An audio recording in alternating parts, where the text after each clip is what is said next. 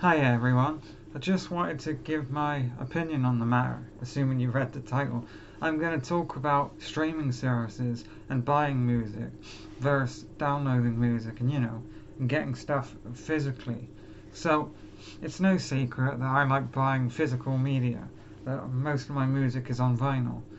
However, lately, I was using Apple Music on my iPhone, which was fine, that worked. But now I've moved over to, I bought YouTube Premium, which gives me Google Play Music, which is great. And I've been having problems with it in my car, but so I started buying CDs as well.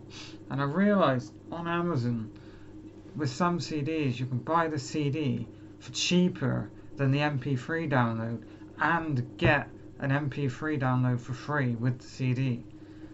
I don't know why, but so basically, when the record companies make CDs, they can't price them much higher than what it is in the marketplace. There's more competition.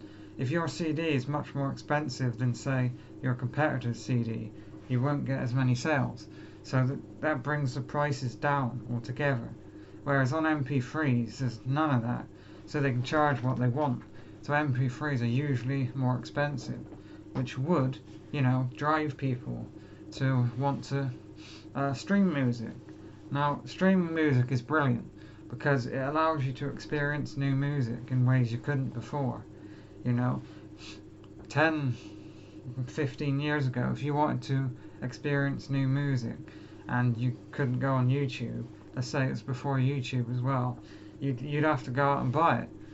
Whether you went out onto a place like iTunes, the original iTunes, or you went out and bought it on CD or vinyl. So bands like The Doors, I got into The Doors because I'd started listening to them on Apple Music, and I never would have listened to The Doors properly without the streaming service. So streaming services they have their pluses, but the downside is they don't have all the music, and you're paying them £10 a month. But what about, let's say Oasis for example, what about if they lose the rights from Sony to have Oasis, and then Apple Music for example, or Spotify doesn't have Oasis anymore? Then you're paying monthly, and if you like Oasis, you can't listen to them. Something like that, they could lose the rights. And I know Spotify has had some problems with rights in the past.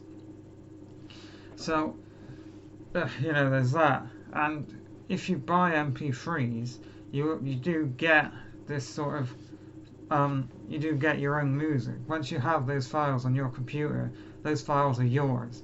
There's nothing anyone can do. They're your files, and they're your music, which is always the plus side. But for me, I think buying physical media is always the best way, because you get something physically in your hands. I know vinyl records, I can pull one out. I know vinyl records aren't for everyone, but vinyl records are definitely the coolest way.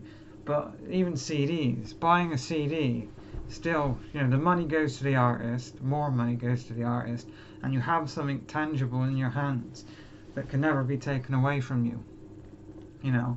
MP3s, as I said, are yours and they can't be taken away from you, but the files could get corrupted or something could go wrong, you could lose them. And you can't with vinyls and CDs. And tapes. Some people collect tapes, which is great as well.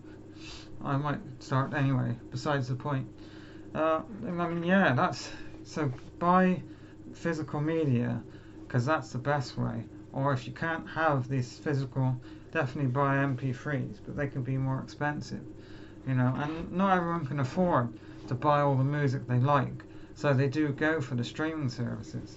And the streaming services do sometimes, they've been known to not pay out to the artists as much as they probably should, especially Spotify, which was in a lot of trouble for that a few years ago.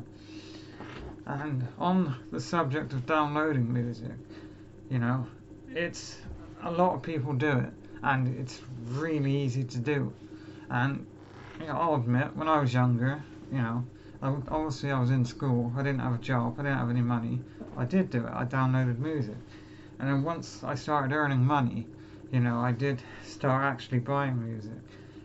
So I've only got one downloaded song on my phone, which was, there's an Oasis song called Who Put the Weight of the World on My Shoulders, which was released on a soundtrack to a film in 2006. It wasn't released anywhere else, only on that soundtrack and only in 2006. You cannot get it anywhere else unless you find the CD, which hasn't been re-released because the film didn't do very well. It's not a very popular film. So the only way I could listen to it was YouTube. And obviously I wanted the song, but the song's not on any streaming services. You can't buy the song, you can't get it anywhere but this CD, if you can find the CD. So, I downloaded it. And I would have bought it if I had the ability to buy it, but I couldn't. So, that's the thing. Some songs can be really hard to find when they're not on these platforms. And it's stupid because they're missing out on money. And that is a really good Oasis song. And it blows my mind that it's on a soundtrack. It's just completely disappeared off the face of the earth. But it's one of the best novel-written songs. But again, off topic. So, yeah, this is more just a rant that I want to talk about. Buy physical media if you can, or get MP3s, because streaming services won't last forever. I know that's like, oh, it's the future, streaming services are the future, but I'm not saying it's a fad. It's not a fad. They obviously make a ton of money, and I've signed up to one, but having the music yourself, owning it as your music, will always be better than a streaming service. Thanks for listening, and I'll see you again in another video. Also, before I go, it is BBC Children in Need, which I heard on the radio, I think it's all this week. So I picked up the MP3s for their cover album, which is really good. I love Jodie Whittaker's cover of the Coldplay song, Yellow, and I love how they all sing It Must Be Love at the end. So I would recommend picking that up, and if not, just give £1, give some money, and I'll see you again soon.